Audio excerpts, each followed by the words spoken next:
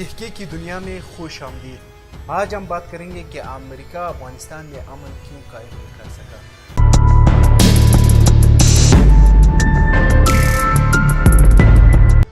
آج ہم سب کو معلوم ہے کہ ایک اسٹرانگ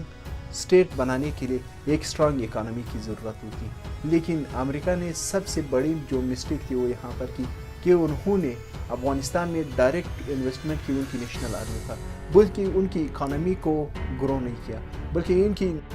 اکانومی کو اتنا نہیں بنایا کہ وہ اپنی جو افغان نیشنل آرمی اس کو چلا سکے، اور نہ اس کی انڈسٹریل سیکٹر کو بہتر کیا اور نہ اس کی ایگریکلچر سیکٹر کو بہتر کیا، بلکہ میں اس کو ایک صورت میں ایک فیک اکانومی کہتا ہوں کہ انہوں نے امریکن میں ڈائریکٹ ڈالر افغانستان میں انویسٹ کیے، تو اس وجہ سے وہ ایک فیک اکانومی بن گئی، اور آج اگر امریکہ چلا جائے تو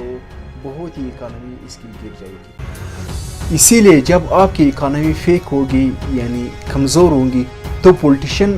اپنی گورنمنٹ پر ٹرسٹ نہیں کریں گے۔ جب پولیٹیشین اپنے گورنمنٹ پر ٹرسٹ نہیں کریں گے تو اس وجہ سے وہ دوسرے ملک کے ایجنٹ بن جاتے ہیں۔ اسی لیے میں سمجھتا ہوں کہ افغانستان کے جو پولیٹیشین ہیں وہ ایک یا دوسرے ملک کے ایجنٹ بن گئے، کوئی پاکستان کے، کوئی ایران کے، کچھ انڈیا کے اور کچھ رشیا کے۔ تو جب ایک دفعہ آپ ایجنٹ بن گئے ہو تو آپ اپنے مالک کو سرو کرو گے، نہ کہ اپنے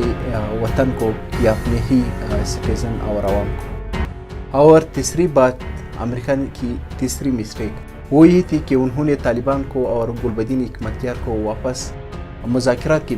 میز پر لائے، اور اس سے یہ ہے کہ عوام میں جو اپنی گورنمنٹ یعنی اشرف غنی یا دوسرے جو